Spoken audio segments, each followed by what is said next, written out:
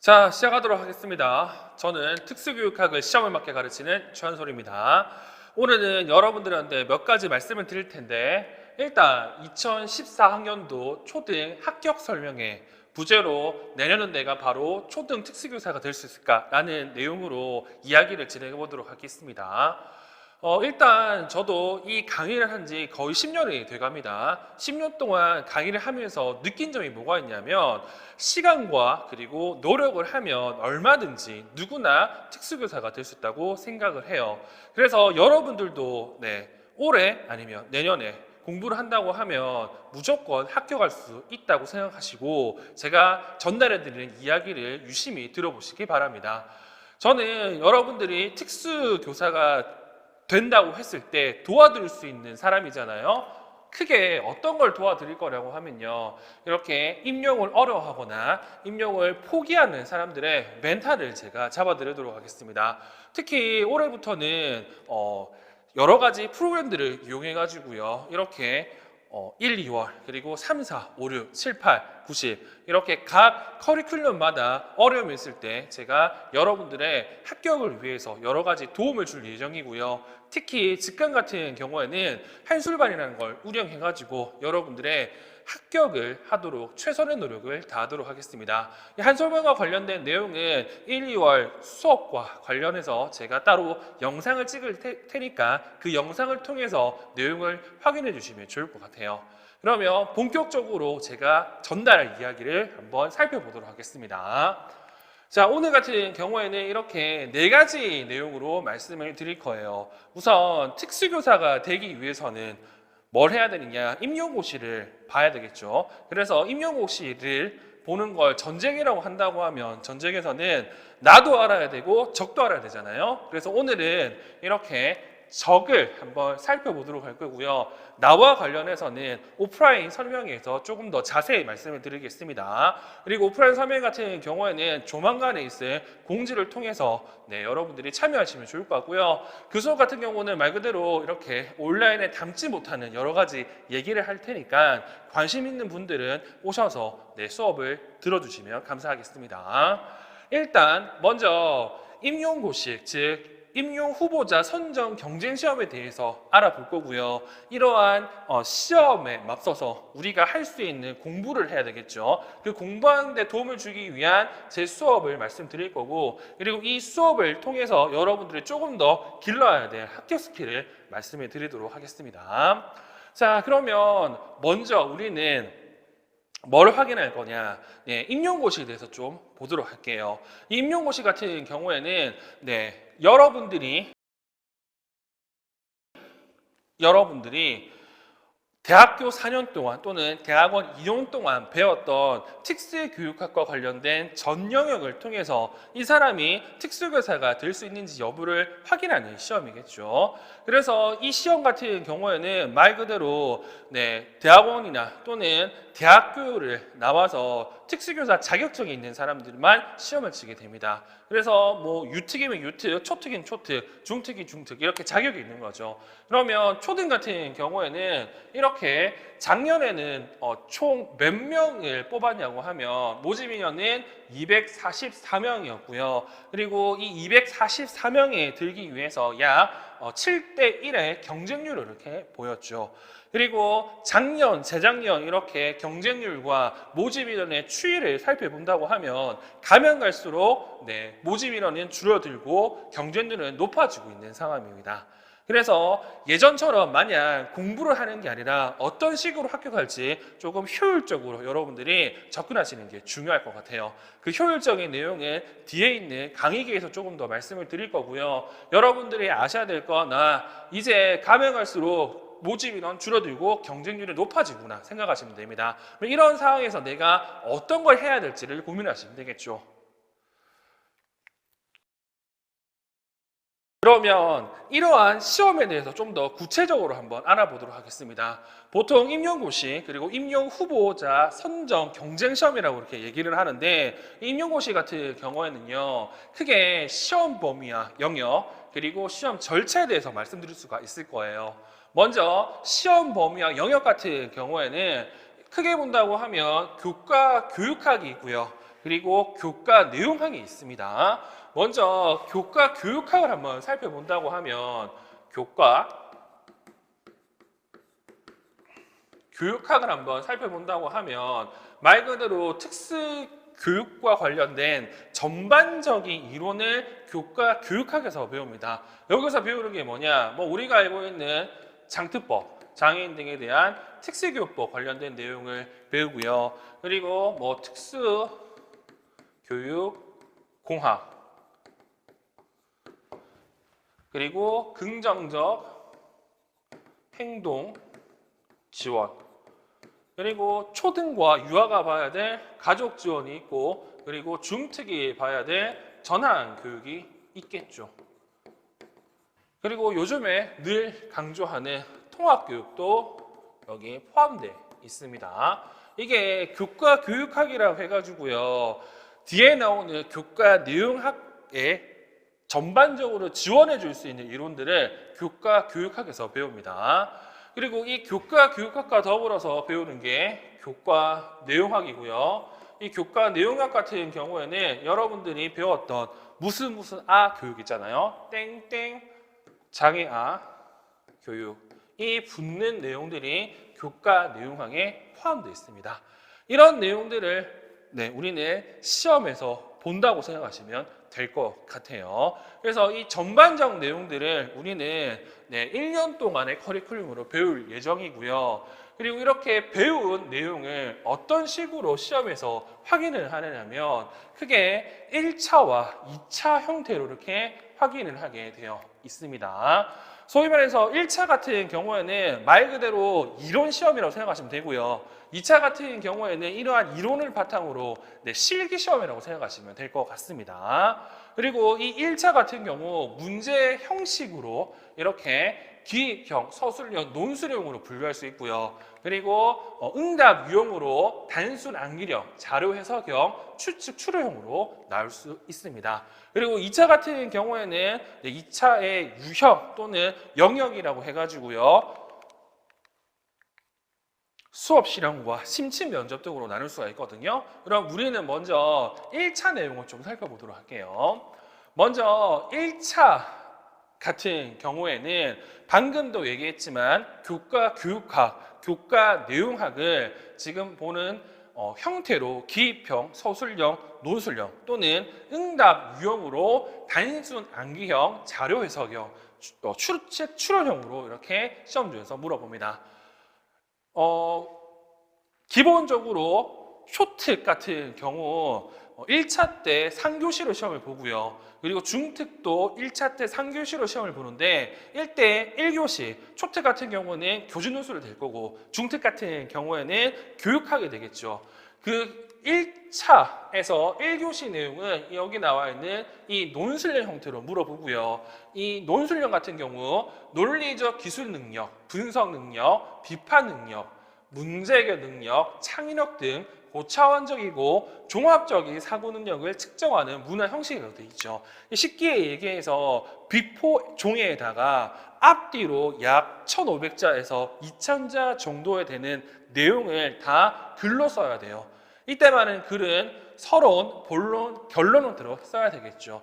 그래서 이 논술형 같은 경우에도 내용은 내용이고 또 쓰는 방법도 따로 연습을 하셔야 됩니다. 그래서 초특 같은 경우에는 당연히 교준 논술이기 때문에 이거 관련된 수업이 있을 거고요. 그리고 중특 같은 경우에는 교육학 내용이기 때문에 따로 교육학에서 배우셔야 될 내용입니다. 그럼 이렇게 1교시가 끝나면 이제 2교시, 초특 같은 경우에는 교육과정 AB, 그리고 중특 같은 경우에는 전공 AB로 나오는데 초특은 여기다가 뭐가 더 있냐면 초등 교육과정이라고 해서 일반 초등 교사가 보는 시험에서 똑같은 문제를 4가지를 들고 와요. 그래서 초등 같은 경우에는 2차로 준비하면서 뭐까지도 봐야 된다? 초등 교육과정도 봐야 된다는 거. 근데 중등은 그렇지 않다는 거. 즉 중등 같은 경우 이런 느낌이죠. 중등은 초등 교육과정을 교육학으로 대체해서 1차 때 본다고 생각하시면 되고요. 즉 1교시에 본다고 생각하시면 되고요. 초특 같은 경우에는 그 내용을 2, 3교시에서 나눠본다고 생각하시면 될 것 같습니다. 그래서 1교시에는 이렇게 논술형 문제로 나누고요. 그리고 2, 3교시 같은 경우에는 기입형과 서술형 문제가 나오는데 소위 말해서 여러분들이 합격을 하기 위해서는 당연히 여기 나와 있는 기입형 그리고 서술형, 논술형 문제를 다 맞춰야 돼요. 근데 처음 공부할 때는 당연히 여러분들이 이해를 잘 못하기 때문에 이 기입형과 관련된 내용, 즉 단순 암기 내용을 열심히 봅니다. 근데 최종 합격하기 위해서는 이 서술형 문제와 그리고 논술형 문제에 대해서 여러분들이 문제 해결력을 좀 가지고 있어야 되겠죠. 그래서 이 1차와 관련된 형태에 관련돼서는 기입형, 서술형, 논술형이 1교시, 2교시, 3교시 어디 나오는지 정도만 판단하시면 되고요. 이와 관련해서 이런 문제들과 관련한 응답 유형을 좀 여러분들이 자세히 보셔야 됩니다. 즉 1차 문제 같은 경우에는 기입형에 해당하는 단순 암기형, 그리고 서술형과 논술형에 해당하는 자료 해석형과 추측, 추론형 문제들이 있는데 얘네들 같은 경우는 좀 자세히 살펴보도록 할게요. 자, 이런 것들을 다 여러분들이 적절하게 대처해야 특수교사가 될 수 있겠죠. 일단 단순 암기형 같은 경우에는 여기 문제를 보시는 것처럼 어떻게 물어보냐. 자, 기역, 시역 중 틀린 거 두 가지를 찾아 발에 고쳐 쓰시오 이렇게 돼 있습니다. 쉽게 해서 내가 외운 거를 어떻게 맞냐 틀리냐를 확인하면 되겠죠. 그래서 보통 단순한 암기한 내용을 바탕으로 특정 내용의 빈칸을 채워넣거나 밑추친 내용을 찾거나 또는 틀린 것을 찾아 발에 고쳐 쓰는 문제 유형입니다. 그래서 보통 이 내용들 같은 경우에는 정말로 교과 교육학, 교과 내용에서 가장 기본적인 용어나 개념 그리고 교육과정이나 장특법과 관련된 문제를 묻기 위해서 이런 식으로 문제를 내죠. 그래서 단순 암기형 같은 경우에는 쉽게 얘기해서 이거는 누구나 다 맞출 수 있는 내용입니다. 그럼 여러분들 합격하기 위해서 뭘 해야 되느냐? 두 번째 나와 있는 자료 해석형과 그리고 세 번째 나와 있는 추측 추론형의 문제를 잘 풀어야 되겠죠. 먼저 자료 해석형 같은 경우에는 말 그대로 여러분들이 특정한 지문을 보고요. 그 지문에 나와 있는 문제점이나 그리고 그 지문을 해결할 수 있는 것을 도출하는 게 자료 해석형이죠. 자, 암기한 내용을 바탕으로 지문에 언급되어 있는 내용을 해석해서 문제에서 질문한 내용을 찾는 유형이고요. 그리고 예전에는 앞에서 봤던 이 단순 암기형과 관련된 문제가 많이 나왔습니다. 근데 요즘에는 대부분 문제가 여기 자료 해석형으로 나와요. 근데 이 자료 해석형 같은 경우에는 기본적으로 내가 외워야 될 게 있거든요. 이걸 이용해서 지문 내용을 확인해야 되는데 많은 사람들은 암기한 것만으로 문제를 풀려고 합니다. 그래서 많이 이 문제에서 어려운 분들이 많아요. 그래서 단순 암기형으로 물어볼 때 확인할 수 없는 자료를 읽고 해석하는 문제 분석력을 확인하는 방법으로 요즘에는 상당수가 이 유형으로 출제가 됩니다. 그래서 얘네들은 지금 보는 것처럼 이러한 풀이 전략을 거쳐서 답을 낼 수가 있다는 거. 그리고 마지막으로 나오는 게 추측 추론형이고요. 이 문제 같은 경우에는 소위 말해서 내가 외운 것과 그리고 지문에 있는 내용과 그리고 이걸 합쳐서 새로운 내용을 쓰는 문제예요. 그래서 이 내용 같은 경우에는 따지고 본다고 하면 우리가 보는 이론서나 강론서에 이와 똑같은 정답이 되는 내용은 없고요. 여러 내용들을 조합해서 본인의 생각을 쓰는 게 이 문제의 핵심입니다. 자, 이거 어떻게 물어보느냐. 자, 암기한 정의나 개념 등을 이용해서 문제에서 제시한 내용과 연결해서 이론서나 강론서에 구체적으로 언급되지 않는 질문 내용을 추측과 추론을 통해서 문장으로 작성하는 유형입니다. 그래서 이거는 누가 보더라도 어렵잖아요. 근데 이런 것들이 난이도 조정 측면에서 문제를 적게 내거나 많이 내요. 그렇게 되면 당연히 이 문제 같은 경우에는 높은 사고력을 확인하는 방법이기 때문에 보통 킬링 문제로 이렇게 출제가 됩니다. 그래서 이런 문제를 풀기 위해서는 우리는 당연히 공부할 때부터 이거를 해결하기 위한 공부 방법으로 시험을 준비를 해야 되겠죠. 그래서 우리는 이와 관련된 내용을 1년 동안 배울 겁니다. 자, 이게 1차와 관련된 내용이었습니다. 1차 같은 경우에는 이론이라고 했잖아요. 그러면 이렇게 1차 내용을 가지고 이제 실전을 써먹어야 되고 그 실전을 써먹는 게 2차에 나와 있는 수업, 실험과 심층 면접이죠. 1차 같은 경우에는 준비할 기간이 보통 10개월 정도 되고요. 그리고 2차 같은 경우는 한두 달 이렇게 준비를 하는데 어떤 분들은 1차 시험 치기 전부터 자기 2차를 잘 못한다, 어떻게 해야 되느냐 고민하는 분들이 많은데 2차 같은 경우는 그런 느낌입니다. 어차피 1차 점수가 주가 되고 그리고 가외로 2차 점수를 보는 형태가 현재 우리 임용 시험이기 때문에 2차는 1차 점수가 높으면 소위 말해서 아무것도 아닙니다. 혹시 내가 2차를 잘한다고 해서 1차에 소홀하는 분들이 있다고 하면 그건 말도 안 되는 거고요. 일단 1차를 합격해야 2차를 볼 수 있잖아요. 그런 의미에서 우리는 1년 동안 1차에 얼마만큼 높은 점수를 받느냐가 엄청 중요해집니다. 그래서 2차 같은 경우에는 지금 당장 이거를 고민할 필요가 없고요. 1차 같은 경우에는 제가 시키는 대로 하시면 돼요. 근데 2차 같은 경우는 제가 시키는 것보다는 여러분들만의 방법을 만드는 게 중요하고 그리고 그걸 할 수 있도록 제가 한 달 동안에 연습을 시킬 겁니다. 일단 2차 같은 경우에는 수업 실험과 심층 면접이 있는데 초등 같은 경우에는 이 수업 실험과 심층 면접에 전부 다 특수교육학 내용들이 나옵니다. 지역마다 좀 더 다르겠지만 특정 지역 같은 경우는 초과정에 나와 있는 교사학습 노용도 시험 문제 물어본 경우도 있었습니다. 근데 중등 같은 경우에는 면접에서 아예 특수교육학 내용을 안 물어보고요. 그리고 수업 실에서는 종종 행동 지원과 관련된 내용만 언급이 됩니다. 그래서 이거는 지역마다 다 다르고 그리고 해마다 좀 다르기 때문에 이 내용은 2차 때 저희가 조금 더 자세히 말씀을 드릴 거고 일단 크게 본다고 하면 수업 실험과 심층 면접이 있는데 이 수업 실험 같은 경우에도 지역에 따라서는 수업 실험을 하기 위해서 초등은 15분 정도 그리고 중등은 20분에서 30분 정도 하는데 이 하기 전에 네가 수업 시험과 관련된 어떤 고민을 했는지 수업 계획을 얘기해야 되는 지역이 있고요. 그리고 어떤 지역 같은 경우는 수업 시간이 다 끝나고 이와 관련해서 네가 했던 수업에 대해서 반성해라 라는 의미에서 수업 선천하는 지역도 있습니다. 그래서 이러한 2차 내용은 지금 당장은 중요하지 않지만 알고는 있어야 될 내용이고 현재 우리가 중요하게 생각해야 될 거는 1차와 관련된 내용이라고 기억하시면 좋을 것 같아요. 그래서 2차 같은 경우에도 수업이 있으니까 조금 이따가 연간 강의 계획 때 좀 말씀을 드리도록 하겠습니다. 자, 다음에는 지금까지 봤던 이러한 문제에 대해서 우리가 준비를 해야 되죠. 그 준비하는 데 도움이 되는 수업에 대해서 제가 말씀을 드릴게요.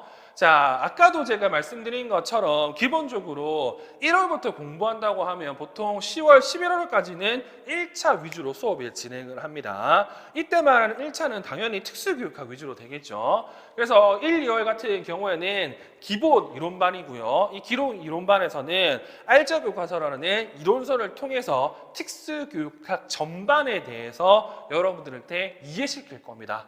1, 2월은 특기해야 될 게 뭐냐면 이해하는 게 엄청 중요하고요. 재수든 삼수든 간에 1차를 떨어진다고 하면 저는 그렇게 얘기합니다. 기본기가 부족해서 떨어졌다고 얘기를 해요. 실제로 할 기는 다 하겠죠. 근데 구체적 내용을 물어본다고 하면 잘 대답을 못하는 분들이 있습니다. 그러니까 1차에 계속 떨어지는 거죠. 그래서 재수 삼수 같은 경우에도 떨어졌다고 하면 1, 2월 달에 당연히 초수와 다른 이해 방법을 여러분들이 좀 택해야 될 것 같고 초수 같은 경우에는 당연히 제가 알려주는 마인드맵과 그리고 그와 관련된 전반적인 내용을 이해하는 데 포커스를 둬야 된다고 하면 재수와 삼수 같은 경우에는 당연히 내용 카테고리는 알겠죠. 여기다가 조금 더 디테일한 내용을 여러분들이 확인해야 되겠죠. 예컨대 여러 개 된다고 하면 대표적인 강론서를 읽든 아니면 여러 개 된다고 하면 이론서 내용을 여러 번 꼼꼼하게 읽든 간에 초수와 재수 이상에 해야 될 1, 2월 준비 방법은 달라질 거예요. 근데 그에 위해서 저는 이 수업에서 초수와 그리고 재수 이상의 분들을 위해서 전반적으로 특수교육학을 이해시킬 수업을 준비하고 있다는 거. 그러면 1, 2월에서 특수교육학 전반을 봤잖아. 그럼 뭘 해야 되는데 우리는 임용고시라는 문제를 풀어야 되잖아요. 그래서 이 문제는 소위 말해서 기출 문제라고 얘기를 하는데 저는 그렇게 생각합니다. 모든 시험에서 제일 중요한 건 기출 문제라고 생각해요. 그래서 1, 2월 달도 어떻게 이 기출 문제와 이게 어떻게 연결되는지를 여러분들이 확인하셔야 됩니다. 단순히 1, 2월에는 이 내용이 나왔구나 정도만 확인하셔도 되지만 추가적으로 봐야 될 건 이 내용이 여기서 나왔네. 그럼 다음에는 뭐가 나왔는지까지도 여러분들이 확인할 필요가 있다는 거. 그래서 1, 2월에는 전반적인 특수교육학을 이해할 거고요. 그리고 이렇게 이해한 내용을 바탕으로 우리는 3, 4월과 그리고 5, 6월에 영역별 기출 분석을 할 겁니다. 여기서 중요한 건 기출 풀이, 기출 확인이 아니라 기출 분석이라는 거. 저는 그렇게 생각하거든요. 1년 내내 기출 문제를 봐야 되는데 여러분들이 해야 될 게 뭐냐면 제일 기본적인 형태인 이 영역에서 이 문제가 나왔네 라고 얘기할 수 있는 기출 확인은 1, 2월 달에 해야 된다고 봐요. 그리고 가면 갈수록 뭐 해야 된다? 기출 풀이를 해야 되고 그리고 궁극적으로는 기출 분석을 해야 되는데 이 확인은 말 그대로 문제를 보고요. 이론서를 보면서 여기서 나왔네 보시면 돼요. 그리고 기출 풀이 같은 경우에는 그 문제와 관련된 이론서 내용들을 정리를 하고 그리고 이 정리한 내용을 바탕으로 내용을 한번 기억해보는, 암기해보는 걸 풀이라고 할 수 있겠죠. 그리고 마지막으로 분석은 지금까지 나왔던 기출 내용을 바탕으로 올해 그리고 내년에 뭐가 나올까지도 예상해보는 건데 이렇게 하려고 하면 여러분들은 특정한 영역의 전반적인 마인드맵 그리고 전반적인 형태를 다 알고 있어야 됩니다. 그리고 이 내용이 어느 강론에 나오는까지도 알고 있어야 되겠죠. 그래서 혼자 공부하거나 그리고 처음 공부하는 분들은 당연히 분석하지 못할 거예요. 그래서 저는 여러분들에게 이러한 분석하는 걸 기출 문제를 통해서 한번 보여드릴 겁니다. 그럼 이걸 통해서 뭘 해야 되느냐? 이 특수교육과 관련된 내용 정리를 한번 하셔야 됩니다. 그래서 우리는 2009년부터 2023년까지 특수교육과 기출문제를 풀이가 아닌 분석을 통해서요. 다음번에 뭐가 나올지 그리고 뭘 좀 더 공부해야 될지를 확인할 거고요. 당연히 이걸 통해서 우리는 문제풀이 방법과 문제 해결력을 향상시킬 겁니다. 그리고 이걸 통해서 좀 더 봐야 될 내용을 다시 말해서 필수 내용과 심화 내용을 정리할 거고요. 그리고 정리할 때는 본인만이 정리하는 게 엄청 중요하거든요. 그러니까 본인만의 방법으로 정리하는 게 중요하기 때문에 나중에 조금 더 얘기해야 할 서브노트를 만든다거나 단권을 제작할 때 제가 이거와 관련해서 확인과 코멘트를 실시해 드릴 겁니다.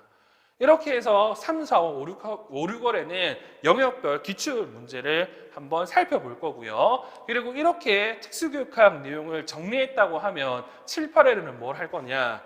7, 8월에는 특수교육학 내용과 관련해서 문제를 적용시켜 볼 겁니다. 그리고 아까도 얘기했지만 기출문제가 엄청 중요하기 때문에 일반적으로 기출문제를 약간씩 변형하거나 그리고 기출문제를 이용해서 문제를 내고요. 그걸 통해서 우리는 문제풀이와 답안지 작성 방법을 알아볼 거예요. 아까도 그랬지만 서술형과 논술형 문제를 풀기 위해서는 뭘 해야 된다?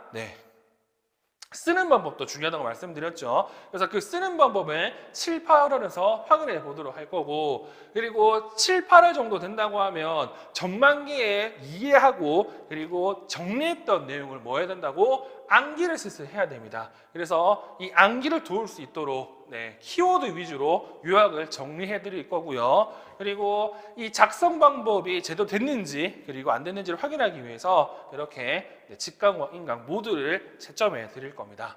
그래서 이렇게 7, 8월에는 영역별 문제를 통해서 특수교육학 내용을 적용해 보도록 할 거고요. 마지막 9, 10월 같은 경우에는 모의고사를 통해서 지금까지 배웠던 내용들을 해결해 보는 시간을 갖도록 하겠죠. 그래서 지금까지 공부했던 내용을 시험 형식에 맞게 풀어보고 갈무리하는 수업을 할 거고요. 그리고 여기서 제일 중요한 거는 내가 제대로 알고 있는 내용을 제대로 풀어서 잘 썼는지를 확인해야 되기 때문에 이렇게 첨삭이 중요하거든요. 그래서 직강과 인강 모두 첨삭을 해드릴 텐데 여기서 중요한 건 내가 맞다고 생각하고 썼는데 남이 틀렸다고 봤다고 하면 그거는 틀린 내용이 됩니다. 이런 것들을 여러분들이 확인해서 보편적으로 답이 될 수 있는 내용으로 여러분들이 정리할 필요가 있습니다. 이렇게 해서 1월 달부터 11월 달까지 1차 내용을 정리할 거고, 그리고 1차 끝나면 12월에는 2차 수업 시험과 관련된 내용을 할 거예요. 아까도 얘기했지만 초등 같은 경우에는 특수교육학 내용이 나와서 제가 특강 형식으로 좀 진행을 할 거지만, 중등 같은 경우에는 특수교육학이 아예 안 나오고 아예 교육학 내용이 나오거든요. 그렇기 때문에 중등 같은 경우는 제가 수업 시험과 관련된 전반적인 내용만 말씀드릴 수가 있어요. 그래서 우리는 수업 실현과 관련된 수업을 진행할 거고요. 이 수업 실현 같은 경우에는 많은 사람들이 어려워하는데 제가 몇 가지 방향성을 제시해 드릴 겁니다. 그럼 이 방향성에 맞게끔 연습을 한다고 하면 초짜부터 고수까지 모두에 필요한 수업 시간의 실체를 제가 알려드릴 거예요. 그리고 이거 같은 경우에는 잘하는 수업을 많이 봐야 되기 때문에 제가 여러 예시와 연습 위한 자료를 제공해 드릴 겁니다. 그래서 혹시 스터디를 못하는 분들도 혼자서도 수업 시연을 할 수 있도록 제가 커리큘럼을 짜드릴 테니까 이대로만 따라오 주신다고 하면 2차 수업 시연은 하나도 부담스럽지 않게 여러분들이 준비할 수 있을 것 같아요. 이렇게 해서 전반적인 연간 커리큘럼도 한번 살펴봤죠. 자, 그러면 이 수업을 들으면서 여러분들이 해야 될 일이 있어요. 그 해야 될 일이 이 실천해야 합격하는 합격 스킬 3가지죠. 이와 관련해서 제가 몇 가지 말씀을 드릴게요. 제가 이러한 커리큘럼을 가지고 수업을 한다고 해도 여러분들은 당연히 혼자 공부를 해야 합격을 하겠죠. 이 혼자 공부해야 될 때 가져야 될 마인드, 그리고 가져야 될 생각이라고 생각하시면 좋을 것 같습니다. 자, 3가지가 뭐냐? 이 3가지거든요. 자, 먼저 자신만의 공부 습관과 생활 습관을 만들라. 그리고 시간보다는 학습량으로 목표 달성치를 점검하고, 그리고 암기는 기본으로 하고 사고하는 습관을 가지도록 하라고 되어 있습니다. 첫 번째 나와 있는 자신만의 공부 습관과 생활 습관을 만들라는 말은 뭐냐면, 여러분들이 이 공부를 한다는 의미가 어떤 의미냐면요, 당연히 제가 강의를 개설하고 여러분들 강의를 들으면 강의에 따라 들어서 수업을 들으시면 됩니다. 근데 더 중요한 게 뭐냐면, 그렇게 강의를 듣고 여러분 걸로 지식을 남길 거라고 하면 당연히 스스로 공부를 해야 되거든요. 그 스스로 공부를 해야 될 때 여러분들이 부족한 게 뭐가 있냐면, 본인만의 공부 습관과 생활 습관이 없어가지고요, 남들이 하는 것들을 하다가 망하는 경우가 많아요.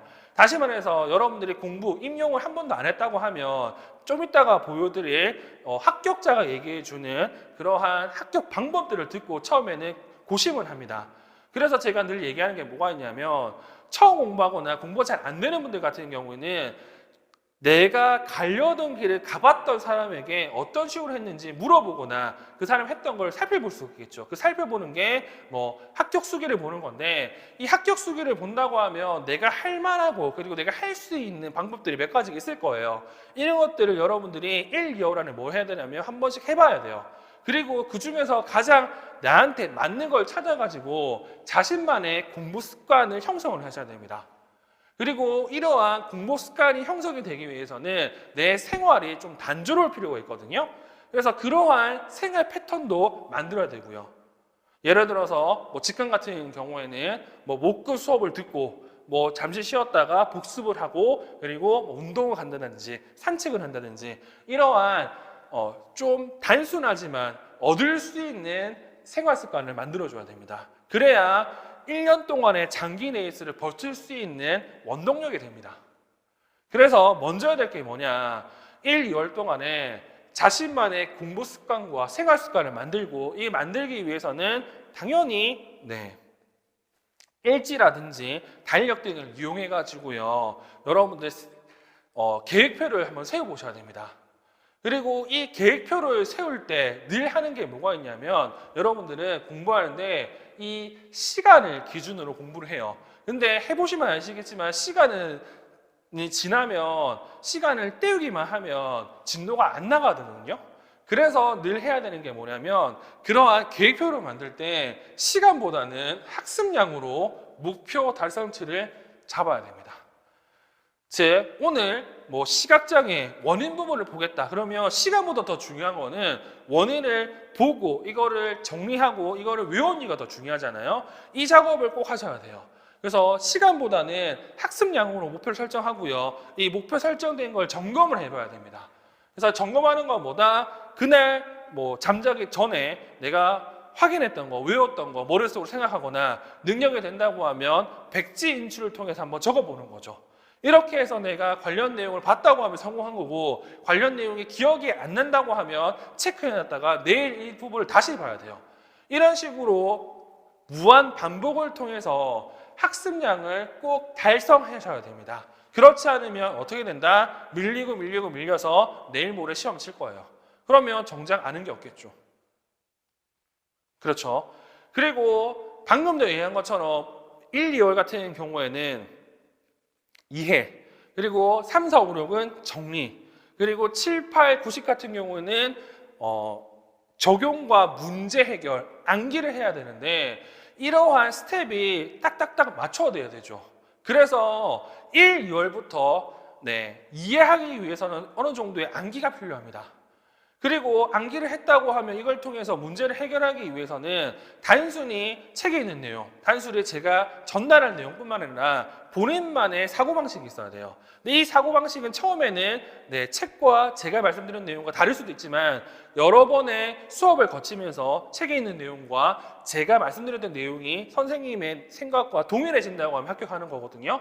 이런 식으로 끊임없이 뭐 해야 되냐면 암기는 기본으로 하고요. 그리고 암기는 바탕으로 해가지고 사고하는 습관을 가져가셔야 합니다. 이때 말하는 사고하는 습관은 왜 이렇게 얘기하지? 또는 왜 이 부분에서 저번에 얘기했던 내용이 나오지? 이러한 인과관계나 상관관계들을 끊임없이 파악하셔야 됩니다. 즉 단순하게 수동적으로 공부하지 말고 능동적으로 공부를 하셔야 돼요. 그래야 합격뿐만 아니라 1차 때 높은 점수를 받을 수 있고요. 이렇게 높은 점수를 받는다고 한다고 하면 2차 때 편안하게 할 수 있어요. 보통 1차 때 커트라인이 걸리면 당연히 시험장에서 실수를 하지 않기 위해서 긴장을 많이 하거든요. 그러면 당연히 실수가 나올 수밖에 없어요. 이렇게 되면 최종에서 떨어지게 되잖아요. 그래서 아까도 얘기한 것처럼 10개월, 11개월 동안 1차 공부를 빡세게 해가지고요. 1차 점수를 높게 된다고 하면 2차는 그에 딸려오는 부가적인 시험이기 때문에 아무 의미가 없게 됩니다. 그래서 방금 얘기한 것처럼 이러한 스텝으로 여러분들이 공부하신다고 하면 올해 아니면 내년에 무조건 합격할 수 있을 겁니다. 그래서 오늘 제가 간략하게 연간 강의 계획과 그리고 공부하는 방법을 말씀을 드렸고, 그리고 이걸 통해서 합격한 선생님의 인터뷰 영상을 마지막에 보여드리도록 할게요. 그래서 아까도 얘기한 것처럼 어떤 식으로 공부했는지 여러분들이 눈여겨보시면 좋을 것 같고요. 그리고 이 관련된 나와 관련된 내용을 제가 오프라인 설명에서 얘기할 거니까 관심 있는 분들은 한번 찾아오시면 감사하겠습니다. 네, 오늘은 여기까지 진행하도록 할게요.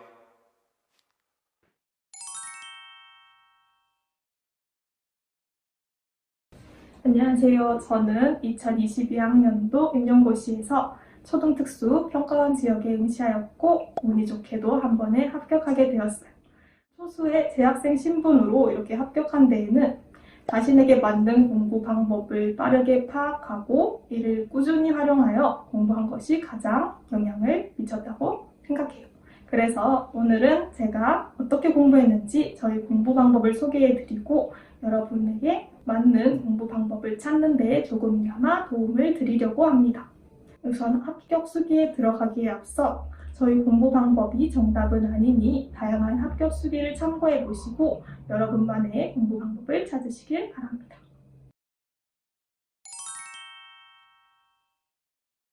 저는 3월부터 최한솔 교수님의 패키지를 끊어 강의를 수강하였는데 최한솔 교수님을 선택하게 된 계기는 크게 3가지가 있었어요.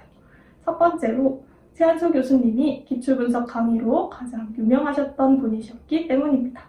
임용에서의 기출문제의 중요성은 충분히 알고 있었고 그렇다면 기출분석을 가장 잘 하시는 교수님으로 강의를 수강해야겠다는 마음이 있었어요. 특훈 카페에서 최한솔 교수님이 기출분석으로 유명하시다는 말을 듣게 되었고 최한솔 교수님의 OT를 들어보게 되었습니다. 최한수 교수님께서도 자신이 가장 좋아하는 강의가 기출분석 강의라고 하실 만큼 이 강의에 열정적이셨기 때문에 이 교수님이라면 믿고 수강해도 되겠다라는 마음이 들었어요. 강의를 들어보니 기출문제를 분석하실 때 어떤 강론에 기반해서 출제되었고 또 다른 관점을 가지고 있는 강론 내용을 함께 정리해 주시는 등 다소 헷갈릴 수 있는 개념에 대해 자세히 분석해 주시는 점이 매우 만족스러웠던 것 같아요. 두 번째로 한솔반이라는 학생관리 프로그램을 운영한다는 점이었어요. 제가 이전에 강의를 들으면서 강의들이 밀렸던 경험이 있는데 현실적으로 직강은 듣기 어려운 환경이었기 때문에 많은 걱정이 되었었어요. 이러한 저에게 한솔반은 인터넷 강의 수강 진도를 수시로 점검해 주시고 주간 계획을 확인해 주시며 꾸준한 공부를 진행할 수 있도록 저에게 큰 도움이 되었습니다. 세 번째로 다양한 학습 자료들을 제공한다는 점이 영향을 미쳤습니다.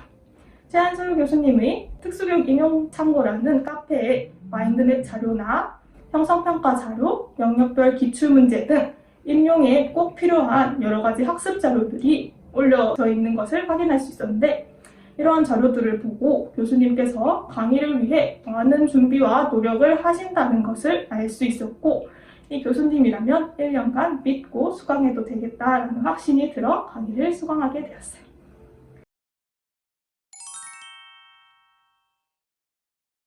그럼 이제 지금부터 제가 특수교육학을 어떻게 공부했는지 시기별로 말씀드리려고 합니다.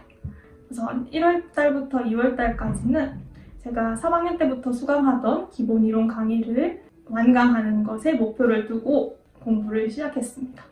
이때 강의는 시간에 쫓기듯이 수강하였기 때문에 전혀 복습도 되지 않았고 많이 부족한 부분이 있었어요. 그래서 강의는 1월까지 빠르게 듣고 2월까지는 스스로 특수교육학 전 영역을 1회독하겠다라는 목표로 공부를 시작했습니다. 제가 공부해야 될 분량을 영역별로 나누어 놓고 기본 이론서를 꼼꼼히 읽고 최대한 이해하려고 노력했어요. 그러고 나서 학습한 내용을 확인해 보기 위해서 09년도부터 12년도까지의 객관식 시절 문제를 풀어보았어요. 객관식 문제를 풀어본 이유는 서답형 문제와는 달리 정확한 정답이 평가원 사이트에 올라와 있었고 제가 바르게 알고 있는지 스스로 점검하기 용이했다고 생각했기 때문이에요. 또 객관식 문제의 선지나 제시문에서 얻어갈 정보가 많고 또 이러한 기출 선지들이 다시 서답형 시절에 반복되어 출제되고 있는 경향이 있었기 때문이에요. 그러므로 여러분들도 시간적 여유가 있으신 분들은 꼭 객관식 시절 문제를 풀어보시는 걸 추천드려요. 특히 유튜브에 최한솔 교수님의 객관식 시절 기출 분석 강의가 올라와 있으니 이를 참고하시며 공부하시면 좋을 것 같아요.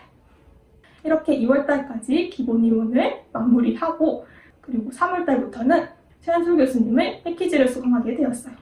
다양한 합격 수기에서 한 교수님의 커리큘럼을 따라 꾸준히 수강하는 것을 강조하였기 때문에 최한솔 교수님을 믿고 최대한 강의를 미루지 않으며 수강하기 위해 노력했습니다. 3월부터 6월까지는 심화 이론반 강의와 영역별 기출분석반을 동시에 수강하였고 강의를 들으며 기본 이론서에 간거나 시간을 가졌습니다. 기출된 연도를 요초 중 구별하여 표시하고 수업 중에 강조하신 부분은 빨간색으로 또 기출된 선지나 내용은 파란색으로 표시하고 마지막으로 심화 강론 내용과 추가로 제공한 자료에서의 내용을 검정색으로 작성하여 단권화하였습니다. 이렇게 구조화하여 표시해 두니까 어떤 부분이 중요한지 한눈에 확인할 수 있어서 이후에 회독하는 시간을 줄이는데 효과적이었어요. 이렇게 단권화한 자료는 10월달까지 대략 10회독 정도 했던 것 같습니다. 또 이 기간에는 단권화 작업과 동시에 기출분석반 강의를 수강하며 기출문제를 풀고 분석하는데 많은 시간을 들였어요. 강의를 듣기 전에 혼자 기출문제를 풀어보고 스스로 분석해보며 저희 학습 정도를 확인하였어요. 그리고 해설지의 모범 답안을 보며 답안 작성 요령을 익혔어요. 서답형에는 답안 작성 방법도 중요하니 꼭 완전한 문장이 되게끔 답안을 적는 연습을 해보시길 추천드려요. 그 이후에는 분석 강의를 수강하며 제가 혼자 분석하며 놓친 부분이 있는지 확인하고 교수님과 함께 기출 경향을 확인하고 이후 출제 경향을 예측하는 시간을 가지며 이후 공부 방향을 잡는데 보다 더 시간을 들였던 것 같아요. 이때는 기본 이론서를 참고해가며 관련 개념을 한 번 더 확인하고 인출해보는 정도를 목표로 하여 분석을 진행했어요. 그리고 또 4월, 5월쯤에 교생 실습을 가실 텐데 저는 교생 기간 동안에는 실습에만 집중하고 임용 공부는 잠시 쉬었어요. 2차에 모두 도움도 되고 이후 임용 공부에 많은 동기가 되어줄 경험이니 마음 편히 교생에 집중하여 다녀오시길 바랍니다. 그리고 7월부터 8월까지는 문제풀이반을 수강하고 스스로 연도별 기출문제를 풀었습니다. 연도별 기출풀이반 강의는 교생을 다녀온 동안 밀린 강의를 수강할 시간이 부족해서 초반에 조금 듣다가 말았던 것 같아요. 하지만 교수님이 출제 경향과 시기별로 중요하게 다뤄졌던 강론서 내용을 알려주시는 만큼 들으시면 큰 도움이 될 강의였어요. 이 기간 동안에는 문제풀이반을 통해 많은 문제를 풀어봄으로써 답안을 작성하는 연습을 했어요. 서술형 문제인 만큼 내가 답이라고 생각하여 적었던 것이 채점자에게는 답으로 보이지 않아 채점되지 않을 수 있다는 것을 문제풀이반을 통해 느꼈어요. 그래서 전회차 첨삭을 받으며 내가 생각하는 답과 채점이 될 만한 답을 일치시키기 위해 노력했어요. 그래서 이렇게 누구나 정답으로 채점할 수 있을 만큼 정확히 답을 적기 위해 기출된 내용과 강론서 내용을 그대로 외우기 위해 시간을 많이 들였던 것 같습니다. 이렇게 암기한 내용을 바탕으로 연도별 기출문제를 풀고 문제에 나온 개념과 아는 내용을 전부 인출하는 시간을 가졌어요. 이전에 기출 분석했던 것과는 달리 기출문제에다가 제가 아는 것만을 적고 다시 책을 기본 이론서를 보며 제가 부족한 부분을 추가하면서 제가 부족한 부분이 어떤 부분인지 알 수 있었고 또 인출이 끝난 뒤 부족한 부분을 암기하며 이 과정을 무한히 반복하였어요. 이렇게 자기점검과 보충하는 과정을 반복하는 것이 저희 특수교육학 지식을 늘리는데 매우 큰 도움이 되었어요. 그러니 여러분들도 꼭 단순히 눈으로 보고 읽고 이해하는 것만 말고 꼭 직접 손으로 써보든지 말해보든지 편한 방법으로 인출을 하며 내가 알고 있는 정도를 점검하는 과정을 거치시길 바랍니다. 그리고 이 기간 동안에는 단권한 자료를 매번 들고 다니기 곤란하여 합격자 서브노트 중 저희 도식에 맞는 것을 골라 내용을 추가하는 작업을 하였습니다. 제가 이전에 탄화 속도가 느려 서브노트를 만들지 않고 단권화하는 것을 선택하였지만 공부를 한 후반부가 되니 자료가 너무 많아져서 서브노트가 꼭 필요하게 되었어요. 하지만 서브노트를 만들기에는 너무 시간이 늦어 합격자 서브노트를 활용하였는데 그때 할 수 있었던 저희 최선의 선택이라고 생각해요. 단권한 책을 보며 서브노트 중에서도 꼭 필요한 부분만 체크하여 그 내용 위주로 활용하였어요. 개인적으로 이때 들인 시간이 조금 아까웠기 때문에 여러분들은 꼭 자신에게 어떤 방법이 더 효과적일지 신중히 고민해보시고 둘 중 하나만 만드시길 추천드려요. 9월부터는 서브노트를 보며 내용을 암기하고 전 영역을 반복하여 인출하는 연습을 했어요. 일주일에 전 영역을 돌리기 위해 요일별로 공부량을 정하고 꾸준히 반복하였습니다. 백지에다가 암기한 내용을 모두 적고 빠뜨린 부분을 다른 색 펜으로 추가하며 공부했습니다. 이때는 개인적으로 가장 심리적으로 힘들었던 시기였던 것 같아요. 시험 시간은 다가오는데 인출은 안 되고 시간도 오래 걸리고 많은 좌절을 하였던 시기였어요. 사실 저도 시험 직전까지 완벽하게 인출한 적은 없었고 인출을 완벽히 못한다고 해서 꼭 떨어지는 것은 아니니까 혹시라도 백지 인출을 하신다면 인출을 한다는 것 자체가 공부라고 생각하시며 해보시길 추천드립니다. 9월부터 모의고사 강의를 수강하였어요. 저는 모의고사를 시험 환경을 미리 경험하는 데 활용하였어요. 최현수 교수님의 모의고사 반 강의는 인강생들도 구글 미트를 통해 직강생들과 동일하게 실시간으로 시험을 응시할 수 있게 해주셨는데 이러한 경험이 시험 불안 있는 저에게 큰 도움이 되었던 것 같아요. 모의고사를 실제 시험처럼 많이 연습한 덕분에 실제 시험장에서도 덜 떨고 시험에 임할 수 있었던 것 같아요.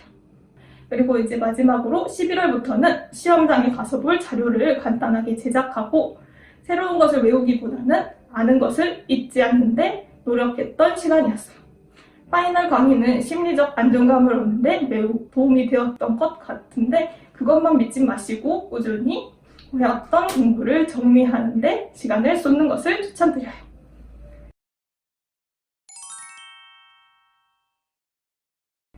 지금까지 시기별로 어떻게 공부했는지 말씀드렸고 임용 공부하며 느꼈던 것을 공부 이외에 당부드리고 싶은 것 몇 가지만 더 말씀드릴게요. 첫 번째로 본인에게 맞는 공부 방법을 파악하시는 걸 추천드려요. 앞서 말했듯이 제 공부 방법이 정답이 아니고 여러분만의 공부 방법을 빠르게 찾는 게 가장 중요하다고 생각해요. 저는 엄청난 내향인 사람이라 혼자 공부하는 것을 좋아했으나 여러분들 중에서는 스터디원들과 함께 격려하며 공부해 나가는 것이 더 효과적인 분이 있으실 수도 있으니까요. 그러니까 이런 것 이외에도 자신은 어떤 환경에서 공부가 잘 되는지, 아침 또는 밤 중에 어느 때가 공부가 잘 되는지 등 스스로 어떤 사람인지 잘 생각해 보시고 그에 맞는 공부 환경을 조성하여 공부하시는 것을 추천드려요. 그리고 두 번째로 조바심을 느끼지 않는 거예요. 제가 해보니까 1년이면 합격하기에 충분한 시간이라고 생각해요. 또 여러분 중에서는 4년간 대학교에서 열심히 공부하신 분도 있으실 거고 재수 이상이신 분들도 있으실 거예요. 그렇다면 1년보다도 더 단기간에 합격도 가능하다고 생각합니다. 그러니까 남은 공부 기간에 대해 조바심 느끼지 않고 차분히 당장에 주어진 공부를 하셨으면 좋겠습니다. 이럴 때일수록 어렵겠지만 되려 더 여유를 갖고 공부를 하는 게 중요하다고 생각합니다. 무리한 계획을 세워 진행하기보단 마음 편하게 일주일에 하루 이틀쯤은 쉬면서 공부하시길 바랍니다. 지금까지 저희 이야기를 들어주셔서 감사합니다.